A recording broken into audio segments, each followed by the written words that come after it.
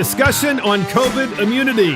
And no dumbest bill in America. This is Mark Fisher with Mark and the Millennials. And the millennial joining me today is, of course, Christopher Hopkins, our producer. And we have with us today Dr. Jim Small. And we're going to discussion on COVID immunity. So Dr. Jim Small, welcome to Mark and the Millennials. Thanks, Mark. It's good to be here. Absolutely. So first, we're going to talk to Dr. Jim Small about COVID at the beginning. And and then the mid period of COVID when there was no treatment prescribed once you got diagnosed with COVID. And we're going to ask the question, why? And then also the attempted vaccine mandates across the country and how they do or do not make sense. So first up, so Dr. Jim Small, please tell us about yourself, where you went to school, where you're from, and so forth. Well, Mark, I grew up in Georgia, spent most of my life in Georgia. Graduated from Georgia Tech with a degree in chemistry. Then I had the pleasure of teaching high school chemistry and physics for 11 years before one of those great epiphanies of life, and found a calling to go back to medical school and join the U.S. military at the same time. So went back to medical school and did that at Tulane and graduated from Emory Medical School, and then joined continued service as a staff physician in the U.S. Air Force. Left the Air Force after 7.5 years, worked in South Georgia in private practice as well as small hospital practice, continued my service in the Georgia National Guard, and most recently have been in Maryland as a practicing OBGYN and chief of that medical service. That's great. That's quite a resume, especially for an individual who is going to talk to us about COVID immunity, just as a general principle. It's really interesting to me too, Dr. Small, because I actually have a child who is now pregnant. I mean, the child is an adult, but they're always called children, of course, from a parent standpoint. The child is 31 years old and she is now pregnant. And you being an OBGYN, there is great concern that we have had as parents about her being vaccinated. We will get to that in a moment. Because it's right in your lane. First up, though, COVID at the beginning. So COVID started, at least in the United States, sometime it appears in February when at least I was notified about it. And that was February of 2020. And I was told basically as an elected official, be prepared for us to be shutting down early in our legislative session because this COVID thing is real and we're getting all this information from the federal government and it looks like it's really going to be serious. And we just went right into a lockdown. It wasn't even like a phased in lockdown. It was a lockdown and there was nothing but fear. I mean, pure fear. My son at the time, we brought him back out of Manhattan. He came back to Annapolis and lived with us. And I remember all we did, and I know this is probably very relatable to you, we just washed our hands constantly. Every time we went outside, we came inside and I said, hey, my son Sam, I said, hey, make sure you wash your hands really thoroughly. So you wash your hands for like 5 minutes, but you would do it like 10 times a day. And go ahead. Well, no, I remember exactly. This was a time of ignorance, really. We had no clue what was coming down the pipeline. We were reading reports from all across the world, particularly in Italy at the time. It seemed to be a very large population, mostly of the elderly that were dying rapidly.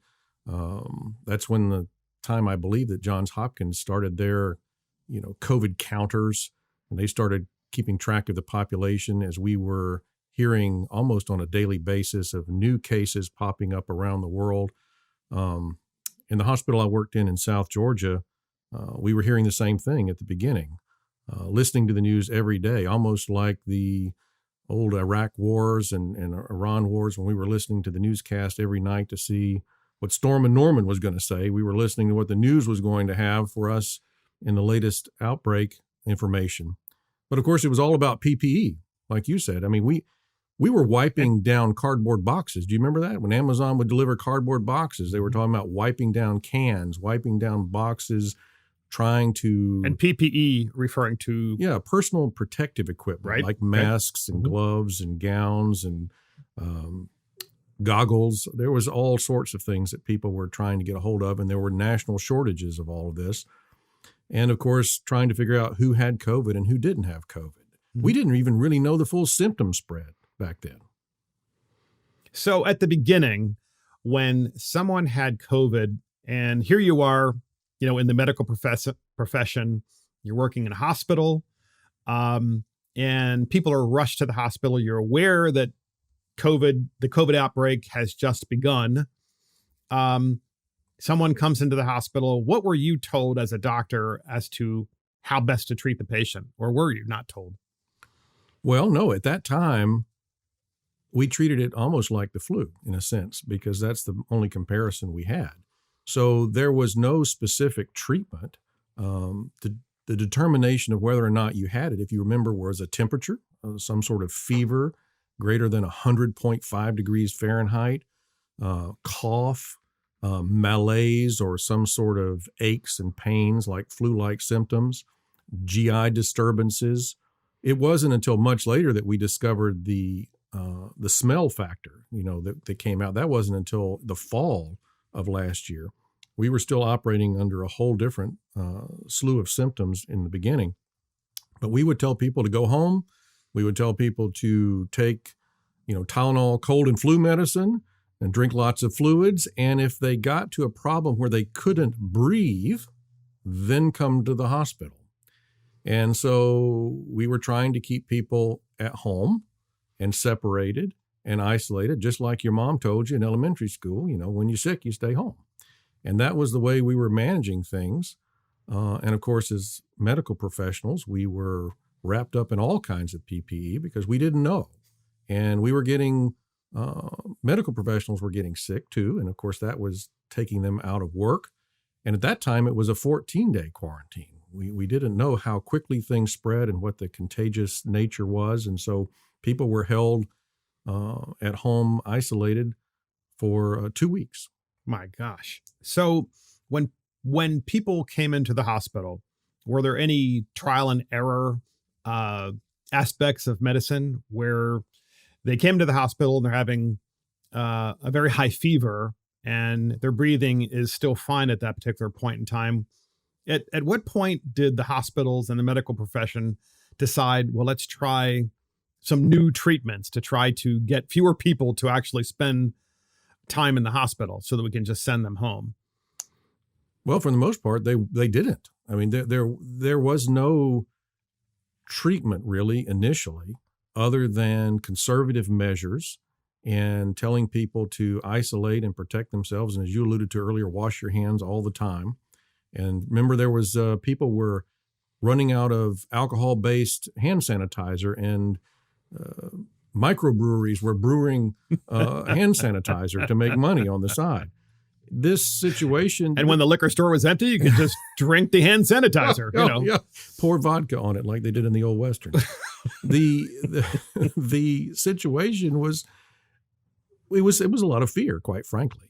But as the summer came around and we began to look at the numbers and realize that certain people weren't getting it, like school-age children weren't getting it. I mean, you had talked about your son. My son that spring, he was a high school senior. He was on a tennis team, varsity tennis. Everything was planned from the prom to graduation ceremonies. Everything came to a grinding halt. That's awful. Just awful. His, he didn't experience a graduation ceremony on time. It crushed a whole group of people. Mm-hmm. Didn't have a prom. No, nothing. Zero. Probably no sports awards ceremonies like for tennis. Absolutely nothing. Absolutely nothing. And people were fearful to go to other people's homes. People were fearful to go to the grocery stores. Everyone just sort of stayed in their homes. And it was a very strange and surreal time during those months of, the spring of 2020. But medically, there just wasn't a lot of information out there. People were dying. And in fact, not too far from where I worked in Albany, Georgia, they had one of the highest mortality rates per population in the world for a couple of weeks. Why? Well, there is a population in South Georgia, in that area, that has a lot of medical conditions. The most common ones would be things like obesity, hypertension, diabetes, which we've since learned are huge risk factors.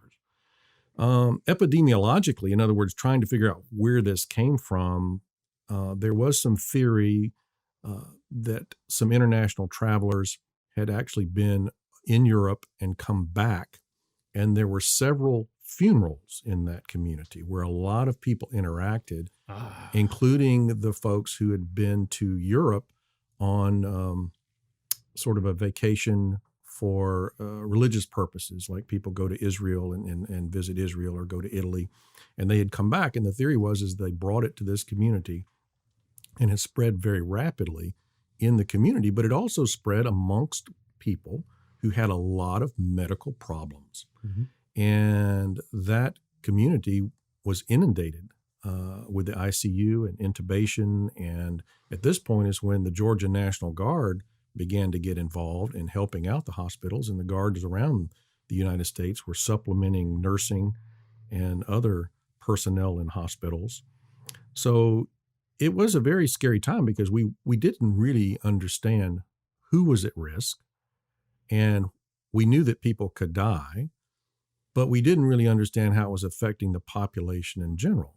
And you also remember at that time, that's when all the masks and the mask mandates came out, and people were making masks. You know, communities of people were at home sewing masks, and there were diagrams of how to make your own mask. And America as a whole had an epiphany for the first time in a long time of how little we make in this country, because we realized, oh my gosh, we don't have masks.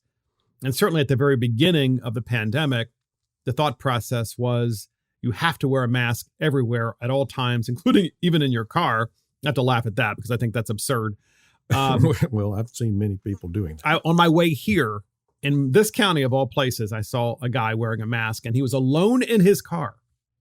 I mean, imagine the level of fear. But so in 2020, in February of 2020, that was really the beginning of the knowledge and outbreak of the pandemic, at least the knowledge of it in the United States. And then fast forward 1 year exactly, is when I got COVID. And the reason I wanted to bring that up is because of the fact that once I was tested with COVID, and I kind of knew that I had it because my fever spiked and I was very exhausted. And it was only for 24 hours for me. So I felt very fortunate and recovered very quickly. But my point here is the first thing I did was I called my doctor, and my doctor was like, well, if you get sick, if you feel like you're really sick, then go to the hospital. Otherwise, just see what happens. In other words, there was no prescribed, true scientific diagnosis of medicine or something that I could take to try to. No, there wasn't even a diagnosis of, hey, since you have a fever, maybe you should take Advil. I mean, nothing. No. It was completely up to me. And my wife, thankfully, my wife's dad was a longtime doctor, unfortunately deceased now, but she having grown up in that family, obviously absorbed a lot of common sense knowledge that I certainly didn't have. How is it possible that a year after COVID, here's my point, I get COVID and the doctors still don't know, and the medical community still doesn't have a way of treating it to keep you out of the hospital? Well, now we do. I mean, it's very interesting to look at how this developed over the last 2 years, essentially now, because it's my belief that COVID probably had its origins earlier than February, if you trace it back. The fall of 19 was when it came back in the system when you look backwards in time in China. Right. And then it came worldwide in the spring of 20, and then the vaccines came out in early of 21, and then here we are today. Yes. So 2 years. The concept here, though, is what you're alluding to, is where was the medical treatment along the way. And that concept of what do you take to minimize the symptoms, whether it's Advil or Tylenol or something else really was in the background. In retrospect, I've learned a lot of this. A lot of physicians were treating things for the immune system. It's very common to hear people talk about vitamin D, vitamin C, zinc, which are classic treatments for the common cold, but they work very well in boosting the immune system. And then you have the controversial medications that were brought up even by, notoriously Donald Trump, when he was talking about hydroxychloroquine and ivermectin in the early part of 20. Mm-hmm. But all of that kind of fell to the background when people began focusing on this Operation Warp Speed and the creation of the vaccine, which is another interesting concept because it changed the whole idea of how we were going to try to prevent the spread of this disease. So let me ask you something. I have to stop you right there. Sure. So the so-called treatment once infected today, is that the same kind of treatment that you would want to take prior to being infected in order to try to remain as healthy as possible and to boost your immune system? So, for example, if vitamin C and vitamin D and zinc are very helpful once infected, would it also make sense to take those same supplements prior? Yes. Okay. Yes. And in fact, a lot of people do take those things on a daily or weekly basis. The concept of the prescription medications of hydroxychloroquine and ivermectin have been proven worldwide in a lot of countries to greatly reduce the symptoms, Mm-hmm. greatly reduce the mortality or death from COVID, and essentially bring some normalcy to life. The biggest studies come out of India, but several European countries and South American countries, even El Salvador and other places, have had tremendous success with these, what are considered classic medications. Ivermectin, for example, has been around for decades. There was a Nobel Prize for ivermectin actually in 2015. And a lot of people find this controversial in the United States. But when you take the sum total of treatments worldwide, it's been an amazing medication. So what was ivermectin initially created to do prior to COVID, at least? Well, it's an antiparasitical. It's used to treat things like worms. Okay. That you can pick up from exposure to dirt and animals. Mm-hmm. It's used in people as well as animals. Okay. For even heartworm treatments for dogs. If you have a dog, you treat your dog for heartworms. If you read the ingredients, and one of the ingredients on most of these is ivermectin. So it was actually discovered in Japan back in the 80s in a bacteria, if I recall correctly, on a golf course of all things. And Merck was involved in the development and creation of ivermectin. And ivermectin is such a powerful medication with minimal minimal side effects in human beings that it's considered by the World Health Organization to be on the list of absolutely necessary medications in a pharmacy of a country. It's used in third world countries almost on a yearly basis. People are given ivermectin, kind of like you would get a flu shot in the United States. And it's used to treat these parasites that are very indigenous to those communities. And it works against COVID and seems to be effective against COVID because? Well, some of the biochemical aspects of the way it works in attacking the parasite and the cellular structures of the parasite seem to have some benefit in moderating the way the COVID virus works against our cellular structures in our body. And is that once infected, or is that even as a preventative? Now, there's been a lot of studies that are even looking at ivermectin as a preventative medication. What have you been told then? What have you been told that you can share with our podcast listeners with respect to ivermectin?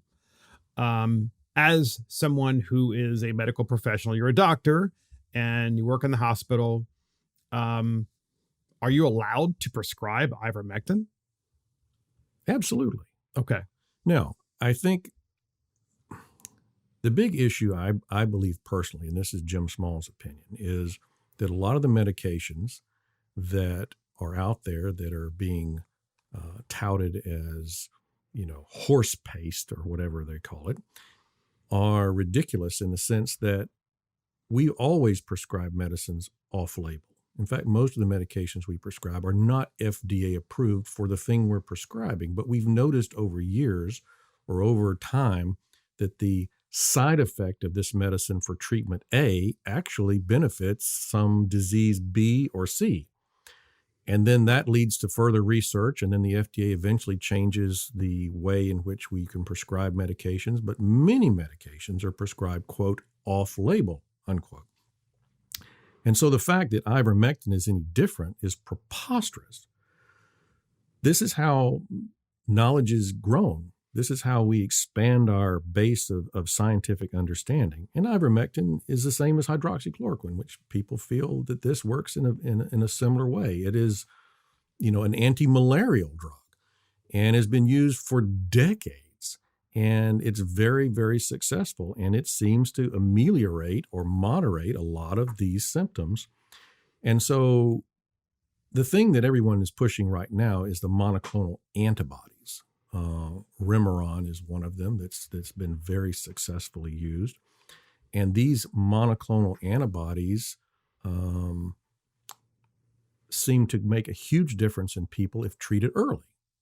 So now that's very expensive. It's I think $3,000 per treatment. It's a one-time treatment. It's an IV infusion. But I've seen great success in that treatment in people who have COVID. What is in that IV infusion? I know what the word is. It's monoclonal antibodies, but what is that? Well, an antibody is what you develop in your immune system against something that is foreign to your body. Mm-hmm. So you develop antibodies by your natural immune system. So in this infusion, you are given a huge slew of antibodies. So your body gets less time, or let's rephrase that. Normally it takes time for you to develop antibodies. Mm-hmm. And sometimes in the process of developing antibodies, you get very sick. And that very sick person might end up in the hospital on an intubation in the ICU. Not good. Not good. And so by giving monoclonal antibodies, you accelerate the process of your body being able to handle that virus by providing these synthetic antibodies quicker than your body could develop the antibodies. Now, the concept of antibodies has been around a long time. I mean, in fact, if you remember early, they were using people's plasma. Yes. They were doing plasma transfusions in people who had COVID and then extracting out basically that person's antibodies and then giving it to another person. Presumably that was what was done to Trump when he was infected. Yes, something like that. I think he could have also been given one of the early versions of like the monoclonal antibodies. Okay. But the principle was the same, is that you are speeding up the process by giving an artificial load of antibodies. So there's a variety of treatment options. That one's becoming the most common. In fact, you remember recently the state of Florida and some other states were arguing that their supply of these monoclonal antibodies might be withheld due to political reasons in management of this, because some of these, quote, anti-vaccination states were fighting that, and the treatment for people who get COVID is the monoclonal antibodies. Though I would argue there are other things like hydroxychloroquine and ivermectin and different protocols that are very commonly found on the internet now that work exceptionally well in allowing you to get through it. How about this idea of you've been vaccinated, let's say with the Pfizer vaccine, and you had dose 1, dose 2, and even dose 3, and then you get COVID. Can you still get the monoclonal antibodies once you get COVID, even though you've been vaccinated? Yes. Okay. So they're not mutually exclusive, because just for the record, one of my colleagues in the legislature who is over 65 had Pfizer 1, Pfizer 2, and Pfizer 3, and then just got COVID last week.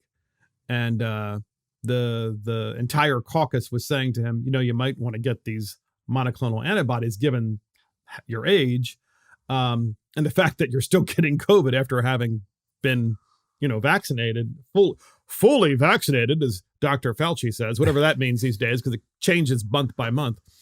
Well, you have to realize that the definition of the vaccine, and I alluded to this earlier, has changed. And this has been documented very nicely through historical website documentation, where you look at the classical definition of a vaccine is something that prevents the transmission, and it uses some form of a virus, either a quote, dead virus or attenuated virus, or even a very small amount of a live virus to create the immune response in your body that then creates the memory to protect you against future infections.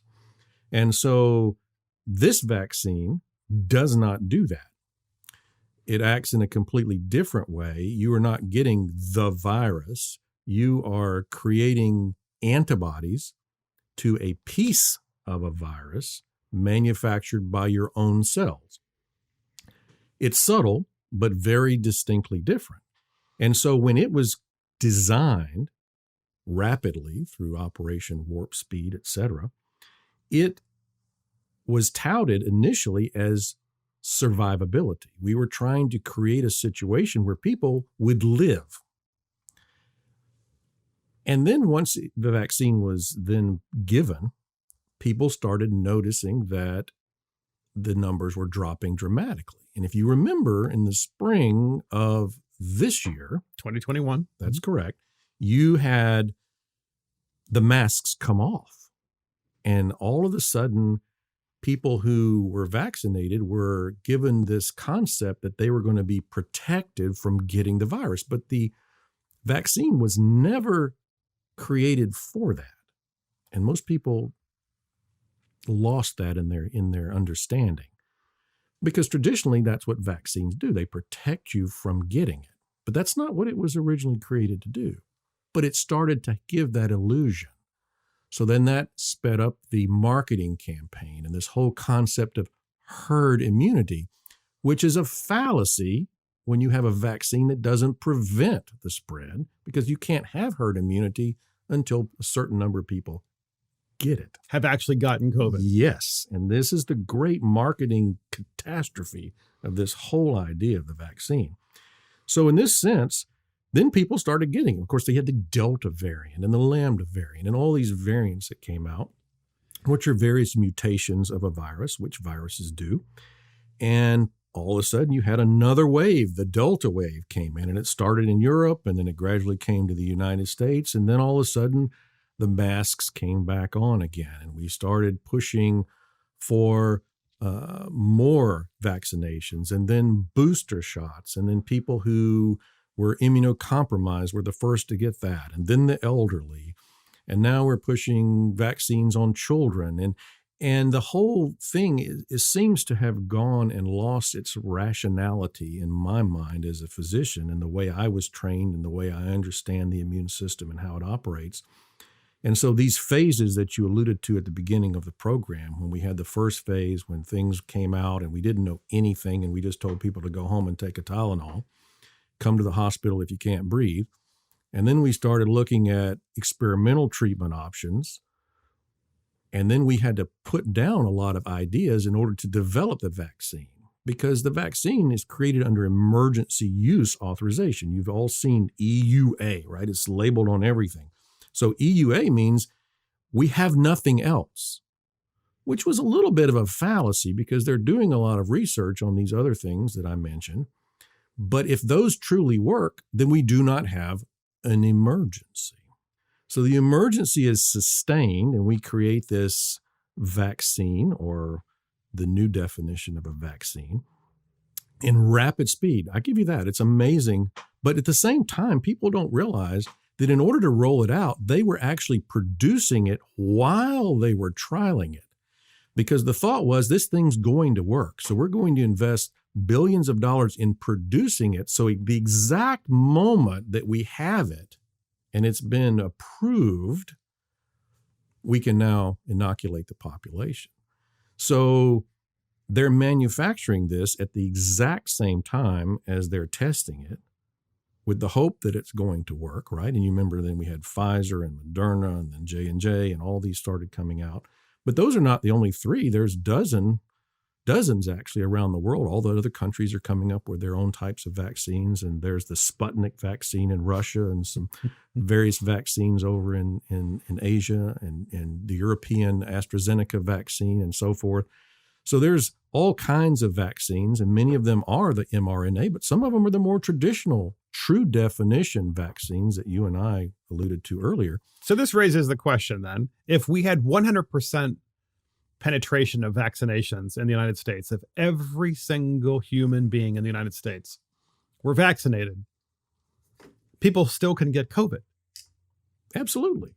Because it doesn't prevent you from getting COVID. It doesn't prevent you from spreading COVID. It minimizes the symptoms that could lead to death. Got it. And some people get sick from COVID. I have seen people get terribly sick. I have seen people on death's door.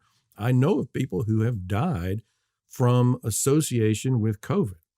And likewise, yeah. It is to be taken seriously. How about Ivermectin? If you had Ivermectin and you were taking Ivermectin prior to getting COVID and you weren't vaccinated, my understanding is this is what happened in India, then would Ivermectin be as effective for the elderly and those with diabetes and the obese in mitigating death as opposed to the mRNA vaccination? That's what the studies show, that ivermectin works just as effectively at mitigating death. And these studies are from?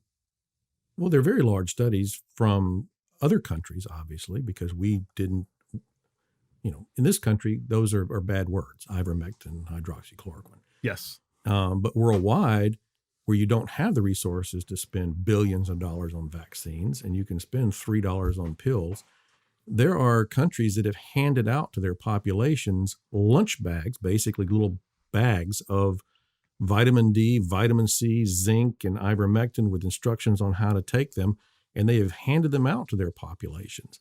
And they do mitigate the symptoms. They don't prevent you necessarily from getting COVID.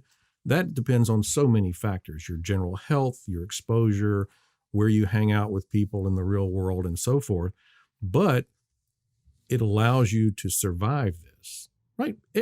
When you look at flu, for example, Mark, my Lord, flu, it went away last year. There was no flu. Well, that seems very interesting. And they talk about, well, it's because of the masks and all these other things. But it's humorous to think of that because the flu doesn't just go away. No, of course not. So the concept here is our understanding of things and how we relate it to the larger picture. And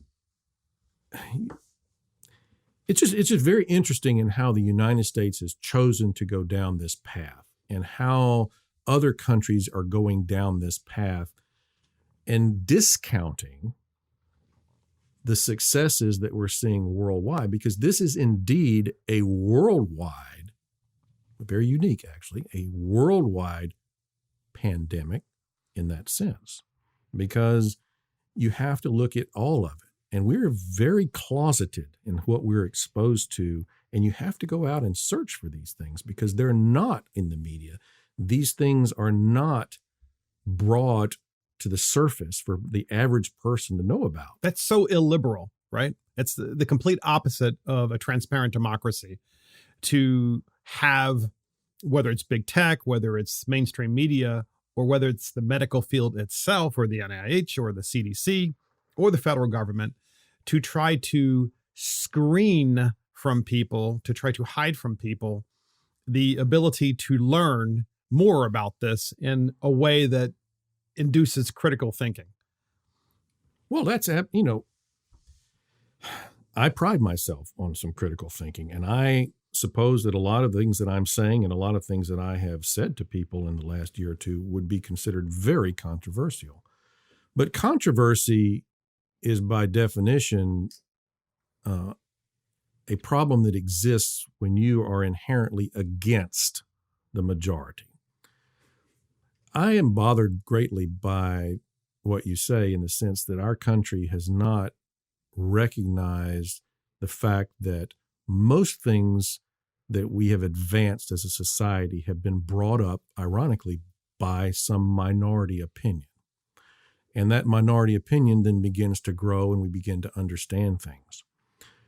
You know, the one thing that I have the greatest problem with, if you were to pick anything to do with COVID, anything to do that we've managed in the last year, it is the concept of natural immunity, which was the elephant in the room. And when I saw an interview with Sanjay Gupta several weeks ago, maybe several months ago now, with Fauci, and he brought up this concept. Of course, Rand Paul has been bringing this concept up in Congress for months. But Sanjay Gupta asked Fauci specifically about that, and Fauci's response, if I can paraphrase a little bit here, was essentially, well, we're looking into that. And I thought that is the most ridiculous statement I have ever heard, because natural immunity is what vaccines were created to mimic in the beginning, was natural immunity. And we're going to ignore this concept. We're going to politicize this, and we haven't even touched on that. We could spend a whole nother show talking about the politics of COVID versus the medicine of COVID. But the medicine of COVID is influenced by the politics and the big pharma and the money. You know, I heard, 3 months ago that Pfizer in August had made $34 billion, just one company, one vaccine, in August of this year, of 2021. I can only imagine, this was pre-booster. And with all the boosters and all of the other, and this new drug they have coming out that's ironically going to help mitigate the symptoms of COVID if you get it. Merck's come out with their new medication, which is similar in some ways to Ivermectin, which they had the patent on for several years. And Pfizer, which has brought back something that's very similar to one of their original AIDS treatment medications. And all of these are getting ready to dump out into the pharmacy of the United States and world this year. All are designed to mitigate the symptoms, the same thing that the drugs we were talking about earlier, Ivermectin and hydroxychloroquine, exactly, would have done, which raises the question, not that anyone here has a simple answer to this, but certainly raises the question, how is it possible that the media and big tech and big pharma, as well as the CDC and the NIH, manage to tell all of us, including the pharmacies themselves, like CVS Pharmacy and Walgreens and all these national chains, don't prescribe or fulfill prescriptions of ivermectin or hydroxychloroquine, which is still happening, by the way, because, you know, that medicine is for horses, or that medicine isn't proven, or we just want you to get vaccinated and shut up. And now at the same time, we have Merck and Pfizer saying, well, as you just said, doctor, we're developing a pill that can mitigate the issues that you might have once you're infected with COVID. I mean, what is happening in America? Well, as some political commentators are fond of saying, you follow the money. and I believe that's true. You know, years ago in this profession of medicine that I'm in, there was a great controversy about the pharmaceutical influence on the practice of medicine, because prior to me joining the medical field, you know, pharmacy companies would send people on trips to the islands and golf courses and fly them to Europe and give them clocks and pens and notepads, and the offices were full of propaganda. And that came to a screeching halt. And it's only in recent years that they've even begun to be allowed to come into offices and buy a lunch and give a presentation. because of that very same thing, that monetary influence that begins to affect the way in which a physician prescribes something. In a capitalistic society, you have to take the good and the bad. And we have some of the best medicine in the world because of the investment of the pharmaceutical companies and the surgical companies in our medical profession. However, we can't ignore the bad. And the answer is probably somewhere in the middle. I certainly am not privileged to understand the interworkings of things at the highest levels of government and the politics behind all of what has happened in the last 2 years. But I can tell you the things that I've read and the things that I see in the treatment of the person that I touch as a patient and the person's life that I see as a patient can be affected in so many ways positively. When I have a patient come to me, and I have some patients who want the vaccine, and I say that's fine. As long as you understand what you're getting, this is a concept of informed consent, which has fallen completely off to the wayside because I don't think most people truly understood what they were doing. The government said, get a vaccine, or the government says, this is going to save your life, or the government says, if you don't, we're going to fire you. And so they get the vaccine. But an informed consent implies that you understand the risks, the benefits, and the alternatives to a vaccine. And that is just not done. People are not given informed consent. And that is the second biggest problem I have with all of this. I had COVID. You had COVID. I had COVID in November of 2020. And it took me down for a few days. I was out of work at that time for 14 days. My family got COVID while I had COVID. And we all managed through it with, supplementing our immune system and trying to manage. But I believe fully that I have natural immunity. My immune system has done remarkable things, and I have tested myself multiple times, and I continue to have antibodies. And those antibodies in other studies have been shown to last for a year or more. Is that a blood test? Is that Yes, how you it's determine? a blood test. Okay. You can get a blood test to check your antibodies. And that's the only way to determine whether you still have them. Right. And part of the reason why they don't recognize natural immunity is because they don't know how much of an antibody you need to say that you are immune. We can test the antibodies for people who've had chickenpox. We can test the antibodies for people who've had German measles. We can test antibodies to see if you have, quote, immunity, unquote, to a particular viral disease because you had it in the past or you had a vaccine in the past. I was one of the last group of people to get the smallpox vaccination in the early 70s when they stopped it, when they determined that smallpox had been eradicated. And that was a little vaccine that they pushed into your skin on your shoulder, and it gave you the little circle that all the old people like I do have, that little circle on their shoulder. But, in the military, I was part of a group that had to get vaccinated for smallpox. And all of the young people who got the smallpox vaccination had that reaction. I had no reaction.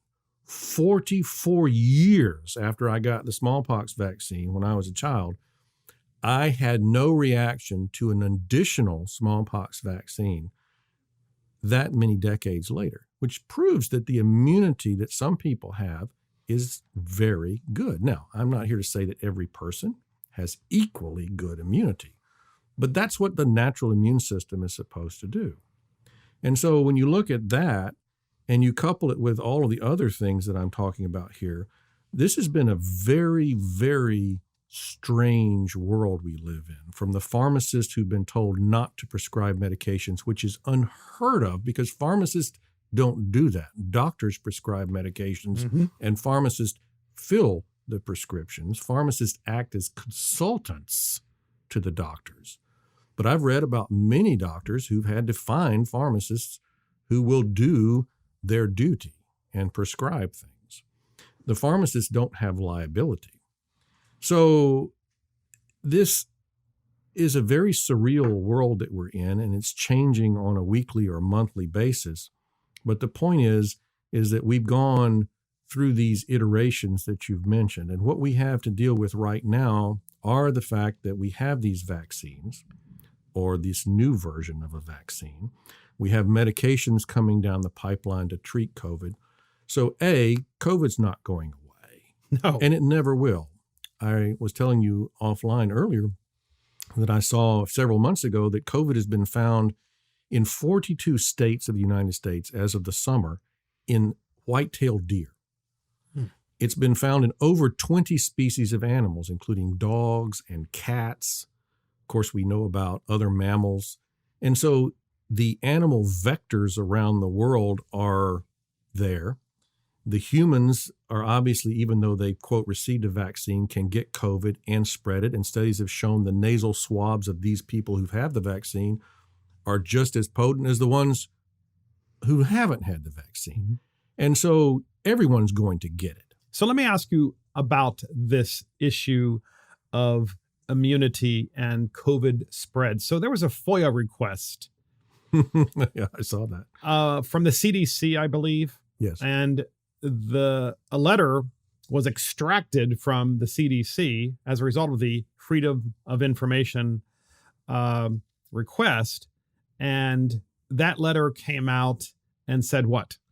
It said that there was no written evidence of anyone who had natural immunity spreading COVID to someone else. There was no documented evidence of that. But yet we as in certain hysterical individuals, whether they be in the healthcare field or whether they be politicians, have decided that they want to segregate people, in some cases, unemploy them if they're not vaccinated, even if they have had COVID. How does that make sense? It doesn't make sense. It absolutely doesn't make sense. You know, back to this concept of informed consent. I've met so many people that have regrets getting the vaccine because they didn't understand a lot of the things. They didn't know there were alternatives. They didn't understand this situation. The issue with this whole concept is it's so new. There is no long-term evidence of anything. It cannot exist because there's no long-term. Everything we discussed today can be compiled into approximately a 2-year time frame. And so long-term studies are 3 years, 5 years, 10 years down the road, and we don't have an understanding of how this affects people. We know the VAERS reporting system indicates tens of thousands, scores of thousands of various side effects from this particular vaccine model. And yet that seems to be ignored as well. Ron Johnson just had a congressional group of folks come up and testify on the side effects of the vaccines, not the virus, the vaccines. We all know the side effect of the virus is probably smell for some people and some long-term sort of malaise issues. But there was a French study that came out that said really the only long-term side effect from the virus is just the loss of smell, which can take a long time to recover due to the damage to those nerves. However, the vaccine side effects are exhaustive when you look at them and what's being reported in that system. And so informed consent says, you know, the only risk of the vaccine is you're going to have a sore arm and you have flu-like symptoms for a day. That's what they tell people. Oh my gosh. No, I mean, this is the informed consent when you go to CVS to get a vaccine. Now, when you look at it, when I have a person come to me as a physician and say, well, I'd like the vaccine. I said, well, that's fine. I said, you know, you need to understand the benefits is that it's a reduction in your chance of death. It's a reduction in the symptoms. And the side effects could be a myriad side effects. There are a lot of them out there. And I encourage you to go out and see what's out there. And you have a choice to make. There is no long-term data to support anything because there is nothing long-term. However, what are the alternatives? Well, you most likely, if you get COVID and you're a healthy person, you will be sick for a few days and you will be fine. And you might have some long-term smell issues. Now, we can treat you with monoclonal antibodies. We can treat you with vitamin C and vitamin D and zinc. And we've got these other drugs like ivermectin and hydroxychloroquine that have been shown to make a huge difference in reduction of symptoms, and you have an alternative. So when someone comes to me and says, I don't want the vaccine, but everybody's saying I have to get the vaccine, I said, well, that's a choice you have to make. I am not an anti-vaccine physician, okay? I am an anti-mandate vaccine physician because I feel like that decision is very important to that individual person, which goes back to the very first thing you put on this podcast when Fauci said, and I wrote it down, he said, there's a misplaced perception about people's individual right to make a decision that supersedes societal safety. And I would argue societal safety is based on a true vaccine, which prevents the spread, not necessarily the one we have now. And safety can be wrapped up in a lot of things. So past vaccines for other viruses, diseases, prevented the spread. That's right. And people quote that Supreme Court case. But not this one. That doesn't. And people always go back to that Jacobson Supreme Court case in 1905 when they had that smallpox vaccine. And they say that's what gave states the rights to mandate vaccines. But back then, if you look at the details of that court case, they're very different. And even the Supreme Court then said certain people should not get the vaccine if it would cause harm to them, and the courts should protect them. But they acquiesced to the medical profession at the time and said the state's rights to protect people. But it was all based on preventing the spread, which this vaccine does none of that. And so before, I just want to play for the podcast listeners. You heard Dr. Small talk about Fauci saying it's a misperception that people's individual rights. So you have to hear this, podcast listeners, to believe it. This is something that Fauci just said when he was being interviewed by Ted Koppel just a couple of days ago. We have that clip. We're going to play it for you. It's about a minute long. It's worth listening to. And here it is. Well, one of the things that to me was most difficult to accept is that we put together a good plan for how we were going to try and dampen down the spread of infection early on, thinking that that was accepted by everybody. And then the next day, the president saying free Michigan, free Virginia. I didn't quite understand what the purpose of that was, except to put this misplaced perception about people's individual right to make a decision that supersedes the societal safety. That, to me, is one of the things that I think went awry in all of this. Did you ever raise that with President Trump? You know, I didn't have the opportunity to raise it. I was sort of like shocked, and then I didn't speak to him for some time after that. But it was at that point that I realized that I would have to just get out there myself and say things that clearly were going to be contradictory. So there's Fauci saying, podcast listeners, that people don't have an individual right to make their own decision about being vaccinated because societal needs supersede your own individual health decisions and needs. When in fact, this entire podcast, Dr. Small, all we've been talking about is the fact that, in a good way, is that those who have been vaccinated can not only still get COVID, but can still pass COVID along. Absolutely.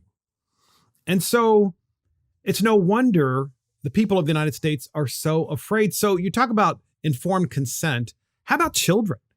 How about children in public schools? This idea that now Fauci's like, now every single child from the ages of, what is it, age of 6 or 5? Or? 5 to 11.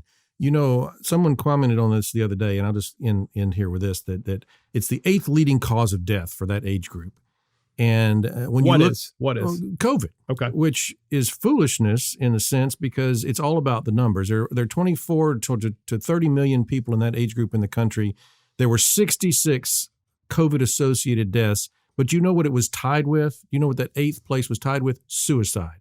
The same number of people who died of COVID in that age group died of suicide. So it's a minor thing. It doesn't affect people to the degree that we seem to be touting. It's absolute, in my personal opinion, 100% fear mongering, and there's not informed consent, and we have to slow this train down and begin to understand things on a level that has true depth. Right now, it's just all out, and it needs to stop and needs to slow down because we're entering dangerous territory.